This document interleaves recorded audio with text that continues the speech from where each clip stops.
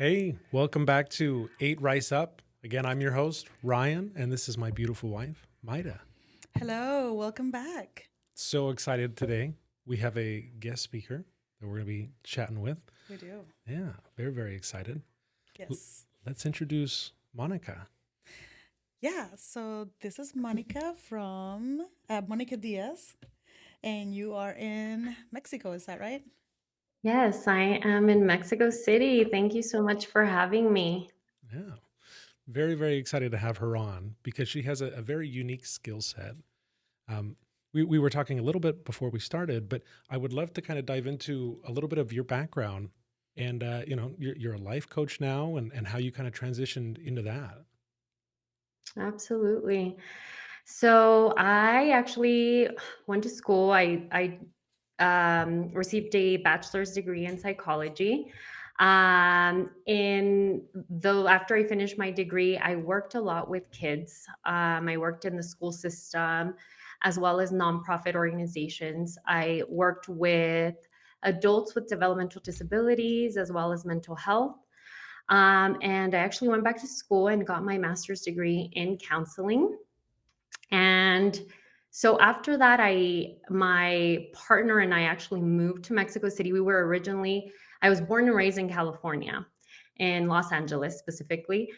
And so we moved to Mexico City, and this is where I started doing life coaching full time.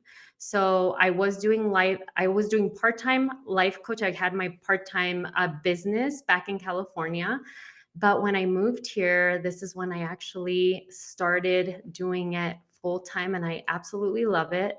It has been a roller coaster ride. It's been very challenging, but it has been amazing. Awesome. Awesome.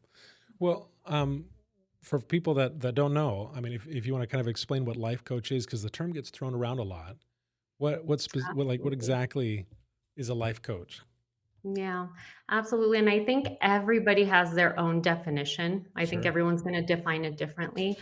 But I really believe that life coaching is not only, and because I have a background in psychology, I really think about therapy, and I did therapy before. Hmm. And therapy is a lot about reliving past experiences. It's about really healing some of the things that happened to us in the past.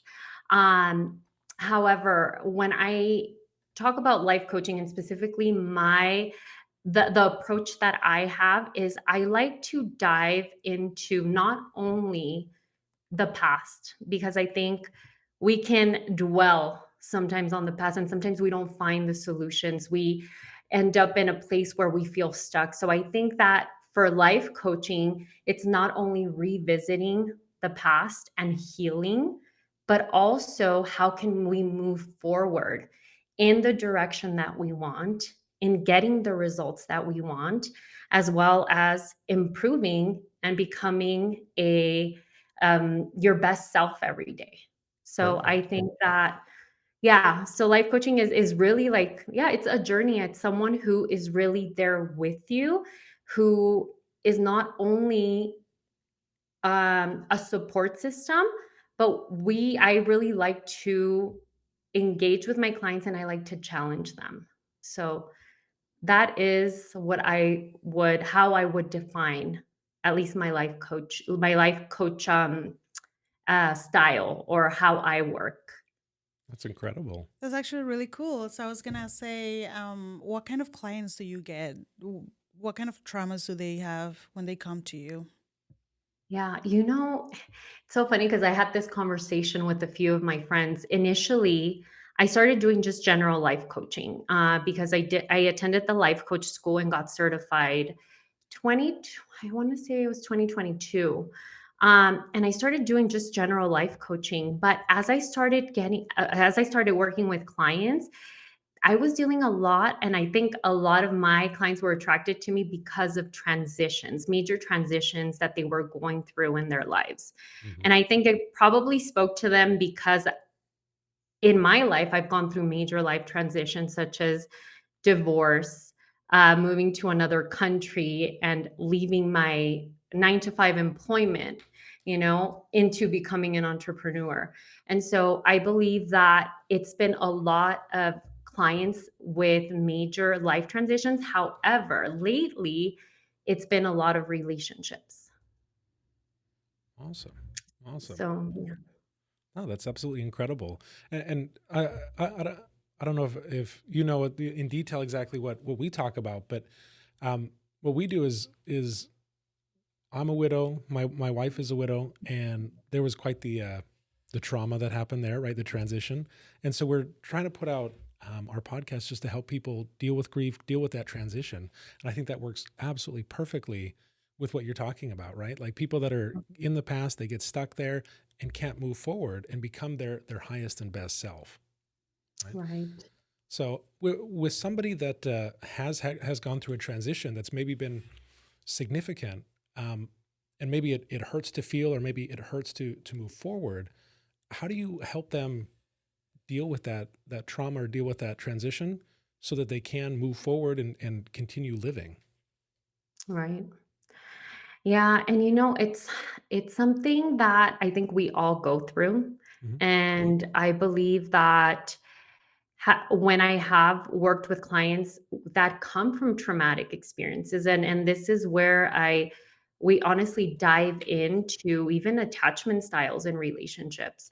Um, but one of the things, and one of the I want to say the meat of the work, and I think that this is the toughest part of healing and actually going through the emotions. I think that and even now looking back as a divorcee, I did not deal with pain very well.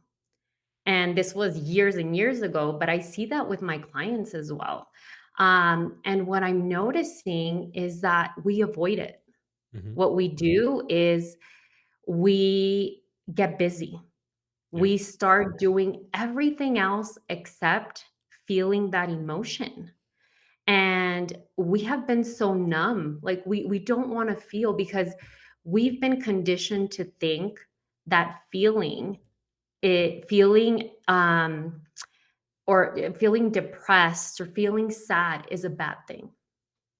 And because we've been conditioned to think, oh, it's not okay to cry. Or even if you think back going to school, right? Elementary school, middle school, every time that if you cried, or even our parents, our own parents, we might start crying, or we may have had an experience where we have all of these emotions, we begin to cry, and the first thing that we hear is, wait, don't cry, what's wrong? Or maybe not even what's wrong, but don't cry, you know it's Hmm. okay. So we have been conditioned to believe that it's not okay to be sad. And I don't think that we've normalized it. And again, now with social media, it's like we see all of the amazing things that happen, everything that is going well in our lives. And I think now more and more we are noticing more of the emotions and the feeling and the healing, but it is very difficult. And so one of the things that I do with my clients is we sit down and we think back and we feel the emotion. It sounds so simple, but it is very difficult. And I think that being able to be in that space and just be able to sit with yourself and say, I am sad and I am going to cry. And it is okay that I cry, is something so vital and so necessary for your healing. And I think that when we start feeling the emotion, we want to hurry up and feel better. We're always on a rush. We're always on a rush to, okay, I cried enough. I need to feel better by tomorrow. Or I cried enough. I need to be better in a week, in a month. There is no timeline. And I think that this is where our patience is tested. This is where we say, I am going to be kind to myself, and I am going to sit with this emotion and with these thoughts that I'm having, and I'm just going to let them be. And I am going to allow them to be there as long as they need to be there. Right. So, what can you do when you're actually scared of feeling those emotions? Because for Mhm. me, I just remembering what I went with my husband at the hospital, even just driving by the hospital makes me have anxiety. And I don't want to feel that. I just don't want to remember. I don't want to even go to the hospital. It's such a is it triggers me so much. So how do you do that? How do you give yourself permission to do that and know that you're going to be okay? Well, the first thing, and again, this is something that is going to sound, it sounds scary, and it is scary because again, what we do is when we go through an experience that is traumatizing for us, it marks our lives. We don't want to revisit those places. We really don't, and that's Right. normal. That's normal human feeling. However, when we want to get over that, we need to attack it head on. So that means being able to go to that place and Mm, understand that you are going to have those feelings and emotions. But unless you are there and you put yourself in that place, it is very difficult to heal. right. And I tell you this because it actually brings me back to, you know, a time in my life when I was going through not only, well, actually, I was in the hospital. I was actually in the hospital, and I actually made it. I don't think, I don't even, it's so hard to even say this out loud because it happened a few months ago. But I was really sick, and the doctors told me that I was probably not going to make it.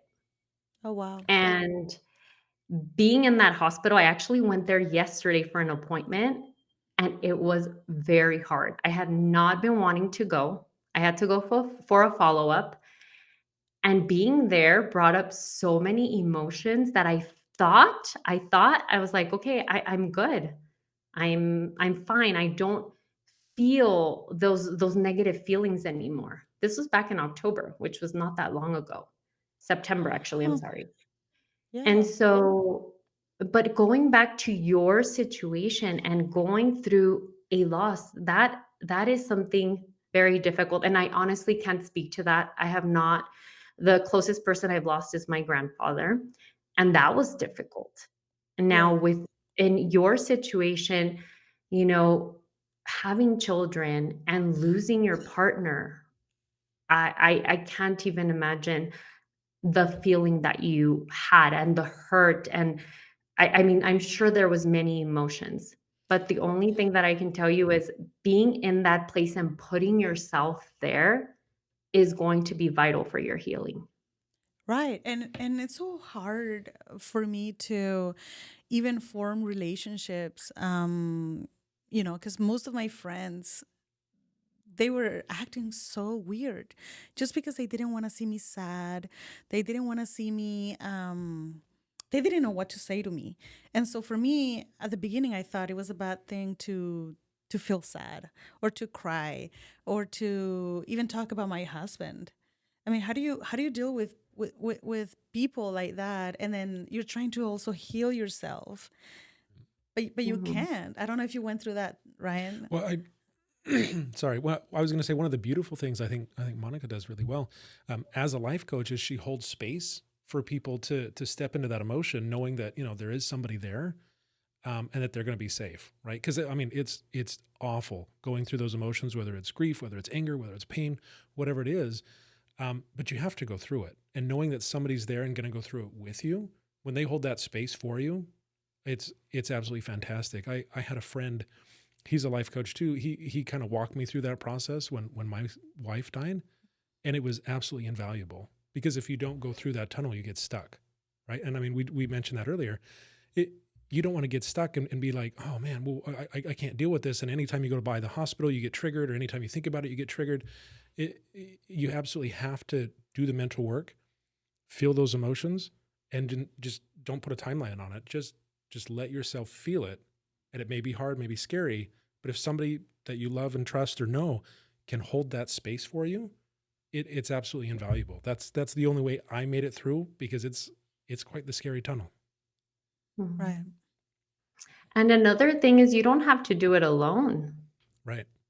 You know, you have a partner with you. I don't know if you worked with a life coach before, but your relationship, you know, it looks, and I what I hear is you are both there for each other, and Mhm. you've been through a similar journey. And I think that being able to have someone there as you go through those emotions makes such a difference. Right. 100%. It's been so nice to have Ryan in my life and to know that he understands me and that I won't be judged for feeling those emotions, for feeling that grief. And if I want to talk about my PTSD that I have, or whatever I went through, or if I'm missing my husband, I'm guessing that's a normal thing when you're right when you have gone through so much like that. Losing a spouse, it's horrible, Mhm. horrible. I mean, I wouldn't. I don't wish it on my worst enemy. I don't have enemies, but like seriously, like I mean, it's terrible. And so it's I feel so grateful for you, Ryan, to for you to be in my life, and to be able to just express myself. But also at the same time, I feel like it's scary. It's scary. And I don't want to just depend on Ryan.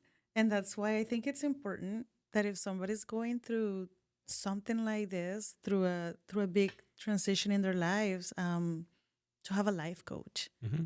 Or yeah, just somebody that can kind of guide you through that process. Because yeah, again, going through it alone is almost impossible. It's very, very difficult. I remember when my mom got divorced years and years ago, maybe 20 plus years ago. um, she didn't have anybody to depend on, to rely on, to go through that tunnel with, and it was absolutely terrifying for her, right? And now talking to her now, she's still dealing with the trauma from that divorce, because she never let herself feel. And just like Monica was saying, in the world today of instant gratification, it's hard to give yourself permission to be sad, because, oh, I'm supposed to be happy all the time. I mean, look at all my friends on Instagram and everybody's so, they're going and doing things. And it's 100% okay to feel however you're feeling. If you're angry, be angry. If you're sad, be sad. Just let yourself experience the emotions that you have, and it's okay to do that, right? It's not a bad thing to be sad sometimes. That's just part of being human and being alive. Right. And I love that we can give each other permission to just do that, right? And it takes a lot to give yourself permission to cry or to wake up one day and say, you know what, today I'm just gonna stay in bed.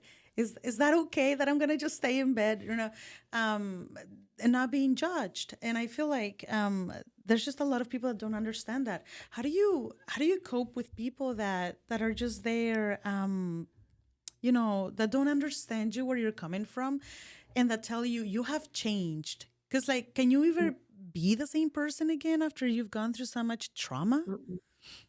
You know what? That's actually a huge compliment. When someone tells you you've changed, that to me is a compliment. And I think that I want to go back because I thought about a few things as you were speaking, Myra. Uh huh. And when you said a few things. One is if I'm in bed, right? I don't want to be judged. And I want to take you back, and this is a little bit about coaching. So I want you to go back and I want you to think, who are you thinking about that's going to judge you? Because sometimes we judge ourselves. And I think sometimes the judgment comes from us more than it comes from other people. And there's times that we put so much emphasis and so much importance in what others are going to think, and it really doesn't matter. If you Yeah. really think about it, I think that that judgment, when we judge ourselves, that matters because that's you. And that is something that's when I talk about being kind. Because if you need to be in bed and you need to rest and you need to feel an emotion, even feel an emotion, or you're just feeling sad, you can do that. You can allow yourself to do that. And I would also suggest, I love journaling. And a lot of people take that very lightly. They say, oh, journaling, like, yeah, I'm just writing like about my day or what I need to do or how I felt or what I went through. But actually, journaling, if used properly, there is so much insight Mm, because you start getting to know yourself a lot more. And I so gotcha. when I think in relationships, I think we think about relationships in general, but the true and most important relationship is the one you have with yourself. That's where it all starts. If we start having dysfunctional relationships or difficult relationships, they don't even have to be dysfunctional, but we just feel that we are not establishing the types of relationships that we want. It's so important to look within ourselves because that's when we want to see, how is the relationship with myself? How do I speak to myself? What are the words that I use?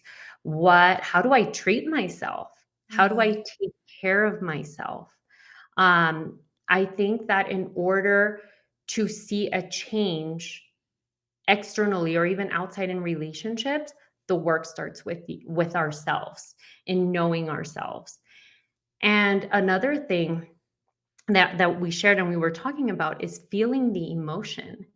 And to go a step further, other than feeling an emotion, what I want you to do is to close your eyes whenever you decide that you want to sit with that emotion. And I want you to start listening to your body. Where is that emotion coming from? Where does it feel? Where do you feel tension? Is it tension? Do you feel hot? Does it feel cold? And where in your body are you feeling that emotion? That is very vital. That's when your mind starts connecting with your body. No, that's actually really cool because I've actually never done that. I feel bad as a mom that sometimes I just need to disconnect from the world, and I'm like, my kids are out there and they're needing me, and I do say to myself, I'm a bad mom, right? And I understand that we need to be so careful with what we say to each other, or to ourselves, right? But that's my major problem that I have, is that I'm scared to be a bad mom just because I'm taking time for myself Mm. sometimes. Yeah, guilt. And I see that a lot. I see that a lot in moms especially. And that's another topic, Myra, because I think that and again, I'm not a mom, I don't have children. I have two wonderful nieces, but what I can say is moms do the best work they can. And I honestly do not know how moms do it. Especially, you know, I think that many moms that I talked to, and even looking back, even my own mother, she was a very young mom. And for her, she felt bad and she felt guilt and shame taking time away from us, from her husband, and taking care of herself. But I do Yeah. like to say, and I like to share this with a lot of moms, is you cannot show up as your best self and you cannot show up as the best mom you want to be if you do not put yourself first. And again, with the healing and with the emotions, it is okay. Yes, your children are going to need you and they love you. And I know you love them dearly. And I also believe that in order for you to be fully present with them, it is very important that you take time for yourself. And I know it's easier said than done, and it does not happen from one day to another. It happens gradually. And that's where you start being more kind to yourself and saying, okay, I'm going to take 5 minutes. I'm going to close the door and or I'm going to take 10 minutes, whatever it is. But you are going to take those full minutes to yourself and you're just going to do what it is that makes you feel happy, what makes you feel cared for.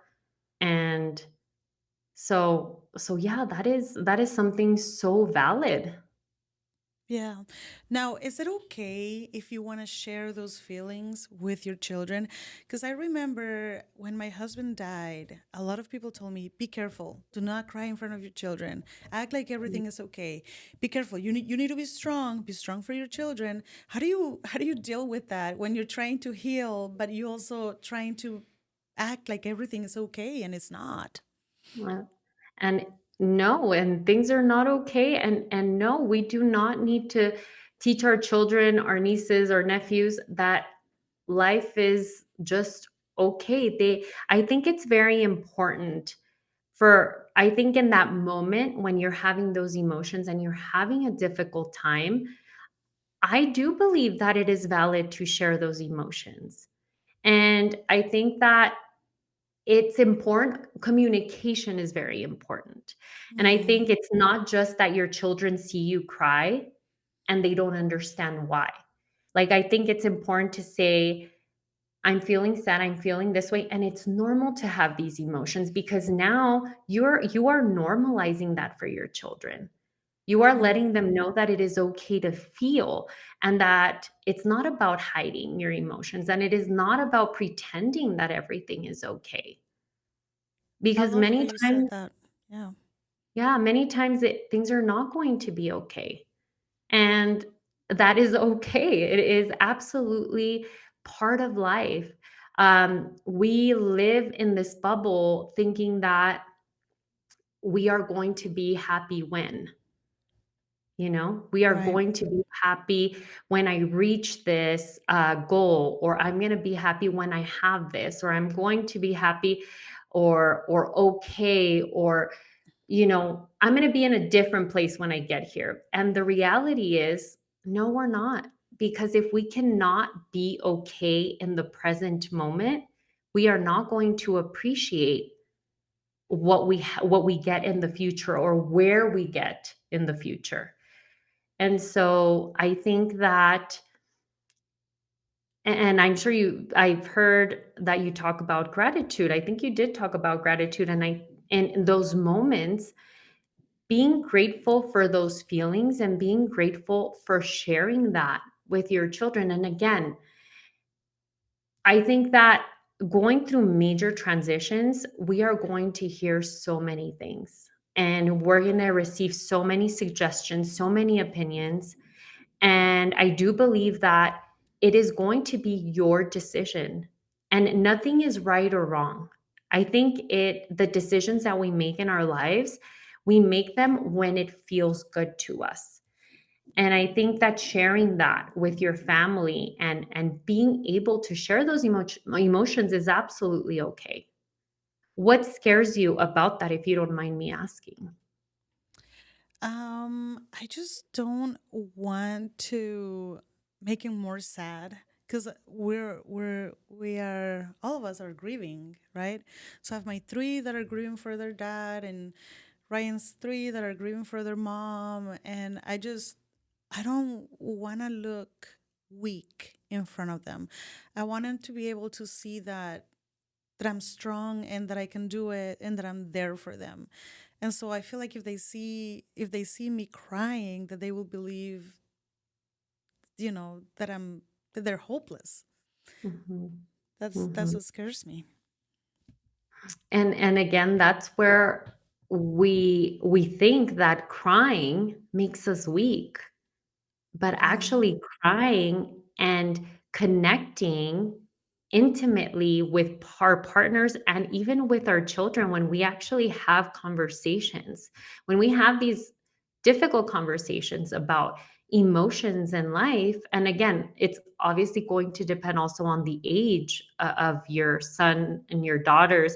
It's going to depend, right? It's Right. going to be what feels good to you. Are they ready to have certain conversations? But I do believe that um, being able to cry, you are teaching them that it's okay to connect with people in this way, because this is true intimacy.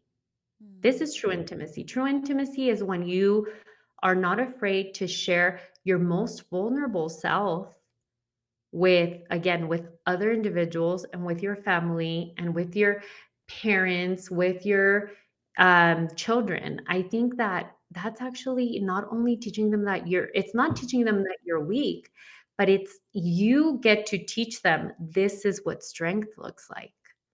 This Mm-hmm. is this is something normal, and it's something that is part of life. We are all going to eventually experience a loss or leave sooner than others.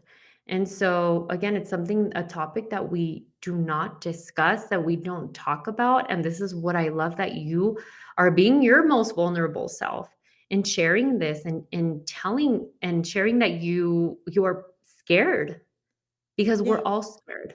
We are it all is. It scared. is scary. Yes. It is very scary, and I think you're just not gonna be the same person after you've gone through a major transition, and that's No. okay. But Mhm. just what others say. I mean, I at least when I was single and my husband died, I remember just feeling so lonely because not many people understood my feelings, and they were thinking that the kids were the most important and that I wasn't.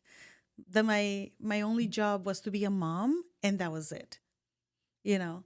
So but again, like you said, I mean, it doesn't matter what others say, it matters what you feel, what you think, you know. And the example that you are giving your children, and that it is Mhm. okay to cry.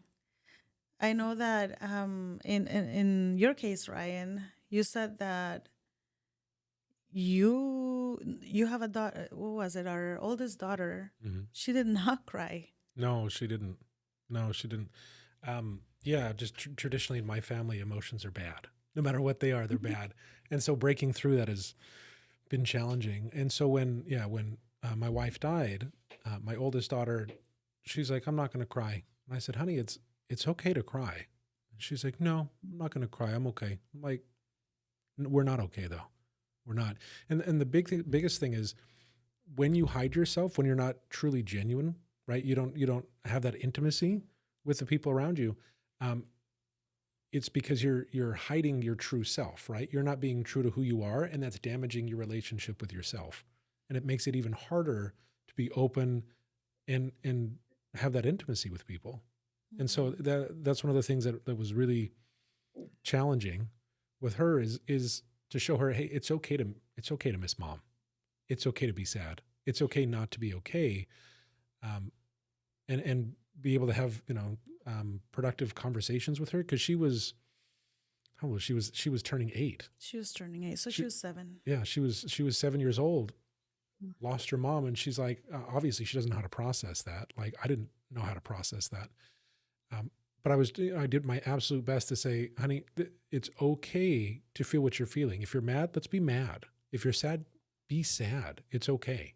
But yeah, she did not want to cry. She didn't want to show anything. Right. She just hid away, and she's And like, I'm nope. just thinking that it's probably scary because if she does feel like it's not okay, Hmm. if she allows herself to feel that, maybe she feels like she's not going to be able to come back to be okay, right? Right. Do you know what I mean? Hmm. Because I feel like when I cry, right, like how do you come back? Like how do you get? I feel like you get stuck in that dark hole, Hmm. and that's what scares me sometimes. That I'm learning to give myself permission to do certain things, but other things I'm like, what if I don't come back and I stay depressed? Right. And let me say something real quick, and then I'd love to get Monica's opinion on this. I always tell people emotions are a tunnel. Like it seems like it's the darkest, scariest tunnel, and you're never going to get through it. Right? You go down that hole, and it's consuming, right? And you just feel like, oh, there's no hope, there's no exit. But if you allow yourself to feel those emotions, whatever it is, eventually they pass because it's a tunnel and you're going through it.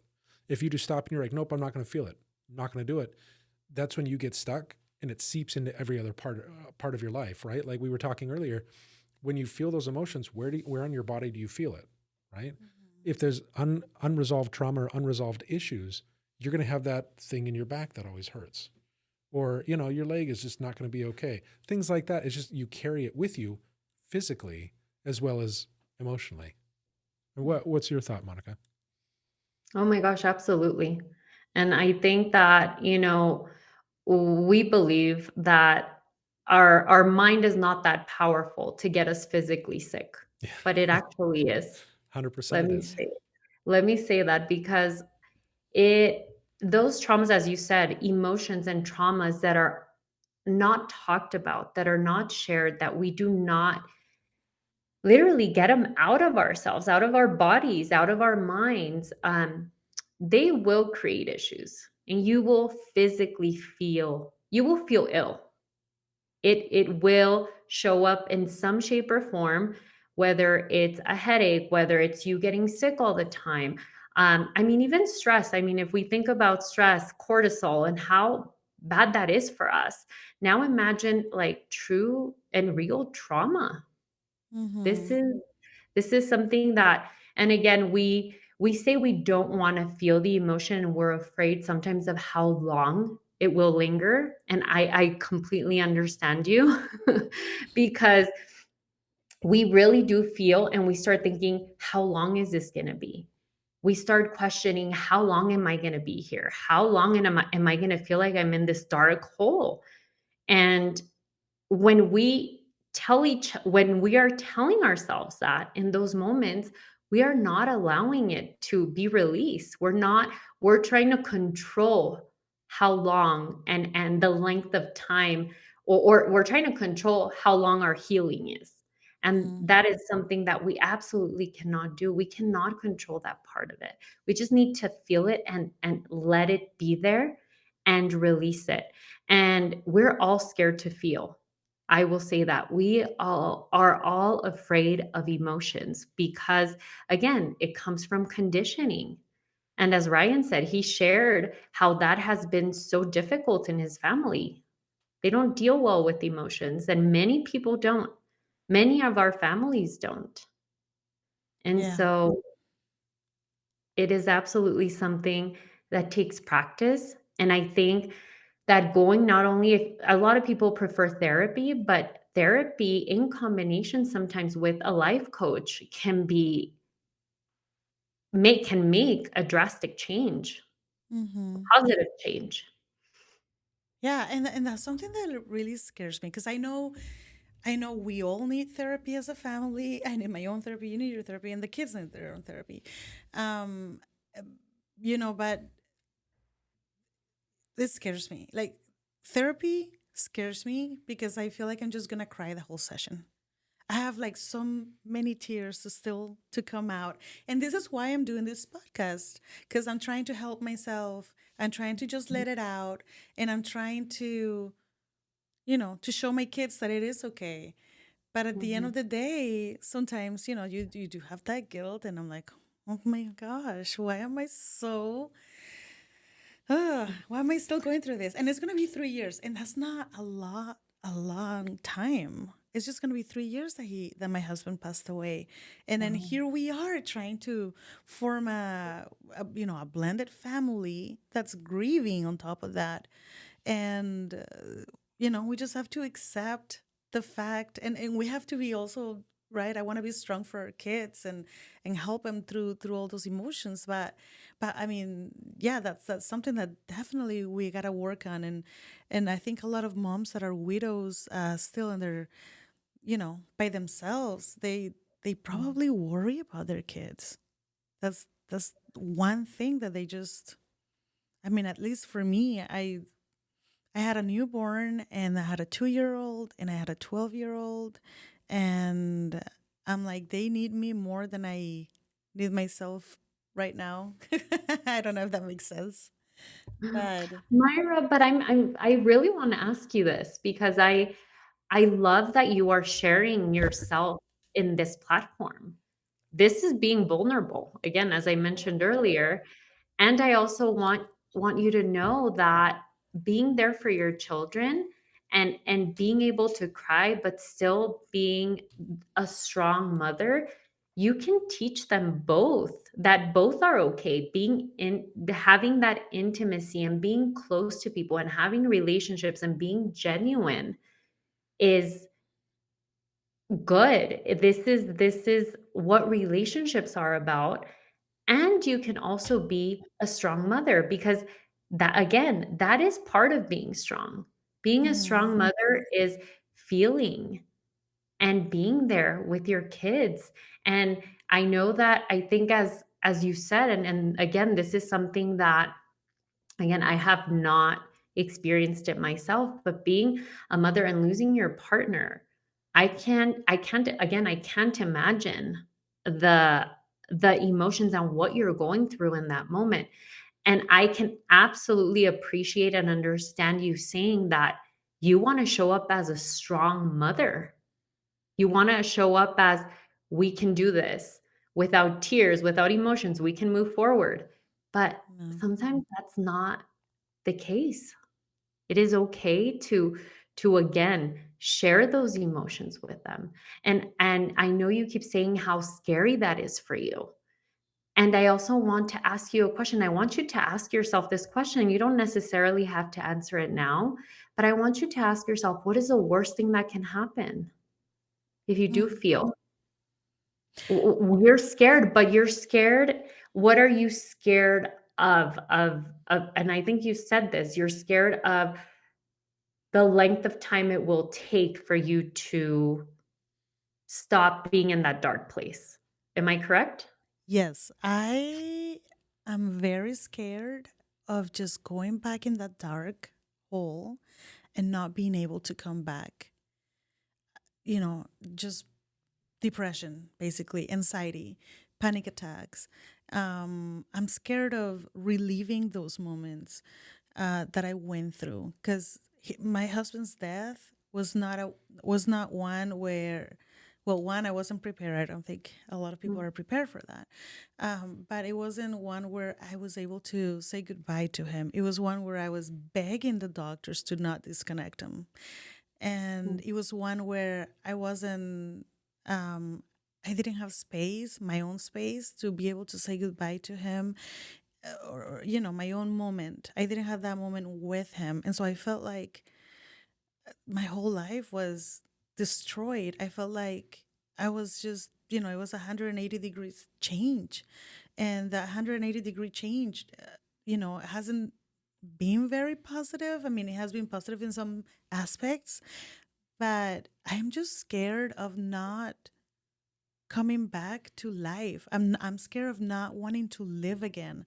And I'm scared of just thinking and missing my husband even more than right now. Um that's what scares me. And Myra, you are not the same person you were back then. No, I'm It not. this was You're not. This was 3 years ago. But I wanna tell you, and this is something that I touch on with most of my clients, is we think of the future, or we think of the present and future based on our past and based on our past experiences and past emotions. We do not think about the present, and we don't think about taking risks and thinking about the best case scenario. And also, our minds are wired that way. Our minds Mhm. are wired to go always to the negative and to the worst case scenario. And I also want you to think about this. If you don't take that risk of feeling the emotion, or you don't take the risk of healing that part now where you are in this moment, you're never going to know. Yeah. And you're probably going to be stuck in that place. But I can assure you, you are not the same Myra you were in that moment where you experienced that. So you are going to show up as a different Myra now. And that's okay. And I Mhm. right, and that's okay. And that's what I'm trying to embrace now, is that it's okay that I'm different. It's okay because of everything, all the trials that I went through. I think it has made me who I am today, and I'm willing to just be vulnerable and share my story, and tell the world that it's okay. But at the same time, I obviously struggle myself. This is why I'm doing this. um but I was just gonna say, and I kind of lost my train of thought here, um that once you give yourself permission, I'm guessing that's when you're gonna get less sicknesses, because I did get sick. I did get sick just because I did not allow myself to feel, or if I did allow myself to feel, it was with a timer. And they had diagnosed me with fibromyalgia, Mhm. right? Which is so hard. I'm like, oh my goodness. I mean, what else? I mean, I gain a lot of weight. I mean, stress can totally do that. And Well, not even eating, like, right? yeah, well, and with you, when your husband passed away, pretty soon after, you fell and broke your leg, and Yes. it like it almost manifested itself, but with dealing with all this trauma, and then it's like, oh, on top of that, I broke my leg. And I'm pregnant at the same time, and it Yep. just like piles on, and it's like, oh my gosh. Everything just piled on, and then I lost my business at the same time. Yep. Like, I was fighting, talking to a bunch of lawyers. I gave birth with my broken leg, natural birth. It wasn't even a C-section. And then I was not given, I was breastfeeding on top of that. And people used to tell me, just forget about all the material stuff. If it's a business, that, it doesn't matter. None of that matter. If it's about your husband is in a better place, so it doesn't matter. You keep moving. And that's the thing, is that for me back then, I did not want to live. And so that's what scares me sometimes, is that I'm like, I don't want to fall back into that depression mode where I do not want to live, right? And but because of it, I have fibromyalgia. Mhm. Yep. Well, and part of that moving forward, everybody's like, "Oh, okay, you got to move forward. You got to move forward." Part of that is stopping and being in the moment, feeling those emotions, right? And it's hard to understand that, but that's part of the moving forward, right? So, a couple of things I want to do. I would love some practical takeaways for people that are going through major transitions in their life. I know we talked about journaling. Journaling is huge. It really is. We talked about it a little bit. Just putting down, pen to paper and just getting your thoughts out. It's amazing what comes out when you're Mhm. just open and you're just like, all right, I'm just going to journal and see. And it's an amazing way to get to know yourself, right? What other practical things? I know we talked about being open with the kids or being open with your emotions with communication. And I think that's key. You got to have Mhm. proper communication. You can't just be crying and crying and crying and no explanation, Mhm. obviously, depending on how old they are. Communicate with them and say, hey, it's okay to be sad. It's okay to cry. It's okay to miss dad or mom or whoever, and kind of explain what you're going through, because you don't have to be a rock for everybody. You can't be the solid. I'm going to do it forever. Like, you're human, and we're teaching these kids or teaching whoever how to be human as well and how to deal with this. So I think those are two good ones. I What really like that one. Yeah. what other practical just things people can do to start kind of feeling these emotions and getting through them?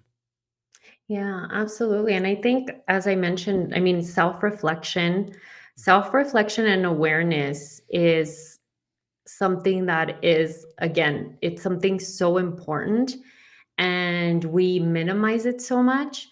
But I think taking the moment to explore and understand your emotions, thoughts, and behaviors, because they're all connected. Your behaviors and the decisions you make all come from those emotions and the thoughts that you're having. So it's being more mindful. On top of that is just self-compassion, and I think that's something that we did share, is being kind to ourselves, especially when we're going through challenging times, because it's so easy. Sometimes we're already feeling depressed, we're already feeling sad, and we're not going to make it any better by saying, "Oh my gosh, why am I feeling like this? I can't be feeling like this." We even add even more negative emotion and more hurt to that experience. So that is why self-compassion is so important. Um, and as we said, emotionally expressing how you're feeling. And Ryan, you just shared that, being able to share that with your kids, if it feels right to you. I think it's a choice, and it is something that you decide based on your own family dynamics. But I think that being able to share and being able to explain, because I think the reason why a lot of us grew up thinking emotions were bad, or because they never told us they were okay. We were never taught to sit down and share what was making us feel a certain way. So we just think that emotions just happen, and they don't just happen. They're coming from our thoughts. Because if we think about it and we say, if I replace this thought, it's not only replacing, obviously, we have to understand it, dig deep, and heal. But when we start having these thoughts and we know the root of the problem and where they're coming from, then we get to decide and we have an option to change it if it's not serving us. And other than that, I know we talked about therapy as well. I did share that sometimes therapy in combination with life coaching can be great because not only is one helping you with your trauma, but the other one is helping you move forward. You have a plan and you have someone walking with you in that plan because it's not easy. And sometimes many people say, "Oh, I only went to therapy a few months, a few weeks. It didn't do anything for me," or "I had a life coach and I didn't see major changes." We need to understand that our timing is very different, and we can't compare our timing to anybody else's. We can't compare our healing to anyone else. And so we just need to let go of those timelines. We think we need to get to this, and I keep saying this finish line, this invisible finish line, because we truly do not need to get anywhere at a certain time. Um, we set those timelines for ourselves, and then we create this control over it, and we really don't allow ourselves to heal and to go through that healing process properly and the way we need to. So again, therapy, counseling, um, what else? Meditation is great. I think meditation for me was very challenging, and many people share that it can be very challenging for them. But meditation is a practice. It is definitely a practice, but this is where you really are in tune with your body.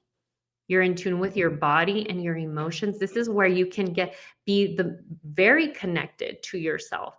And that is something that I believe that we lack. Our mind is not connected to our bodies. It takes practice to do that.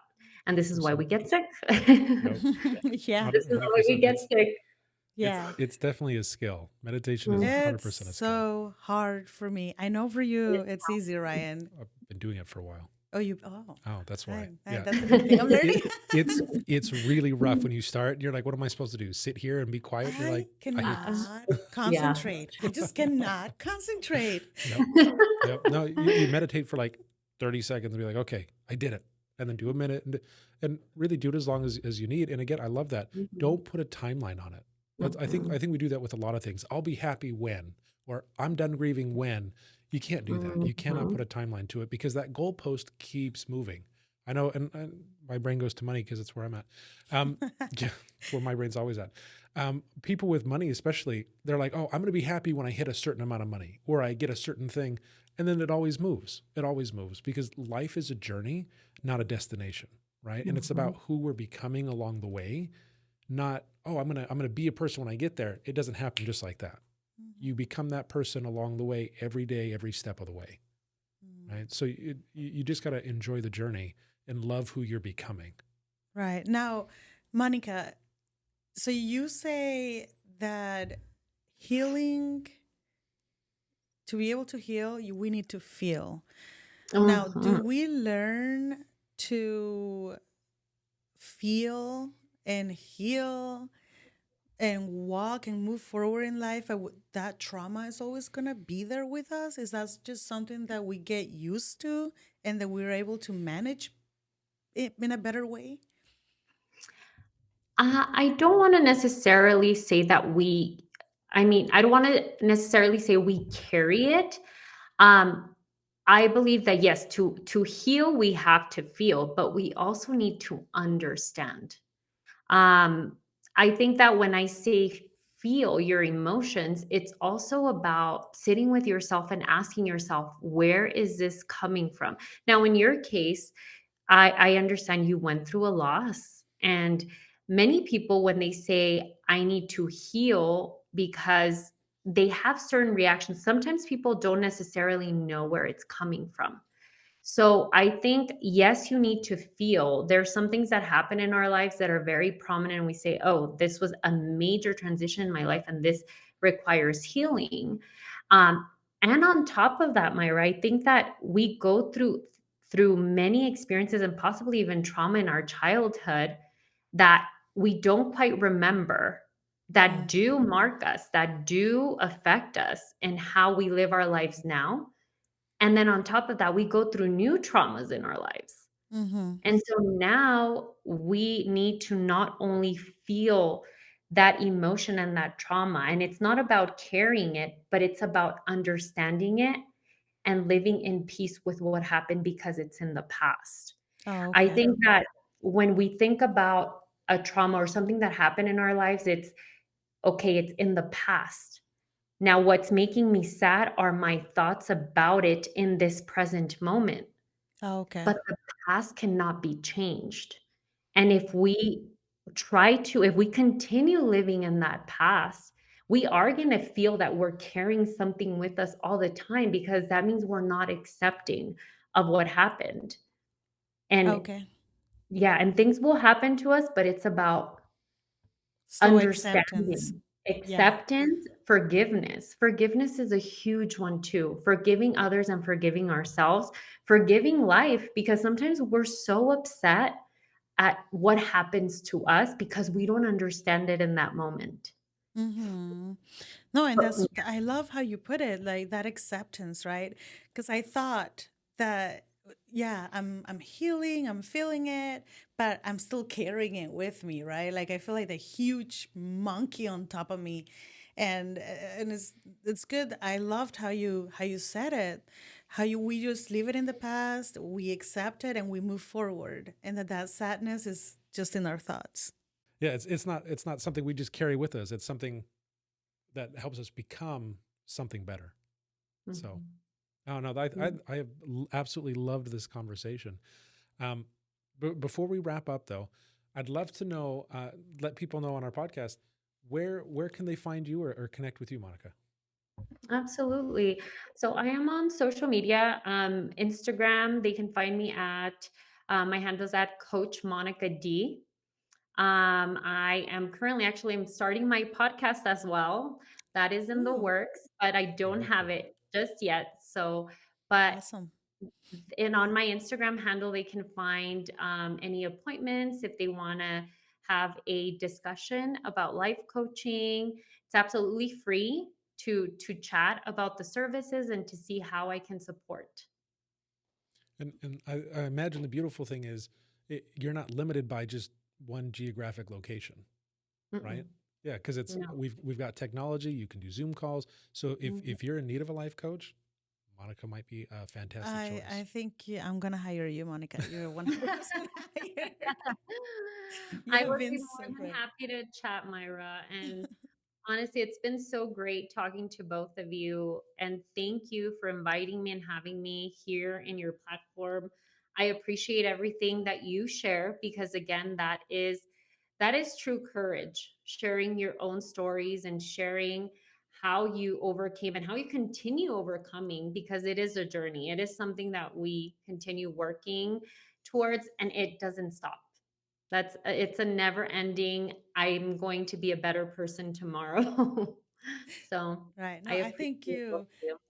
you left us with so many golden nuggets. I really do appreciate it because I think it helped me a lot to be able to understand that healing is not doesn't mean that you're you know that you're still carrying it with you, and that the kids, it's okay if I cry in front of the kids. And for all of you moms out there, if you're grieving, and you lost your husband or whoever you've lost, your sister, your brother, it's okay to feel those emotions. All of your feelings are valid. It's just to accept. We need to work towards that acceptance to be able to heal. 100%. Absolutely. Perfect. Well, thank you for joining us. Thank you, Monica, for being on our podcast, and we Thank you Thank will so you. much. we will Thank catch you everybody both. next week. Thank you. Thank you.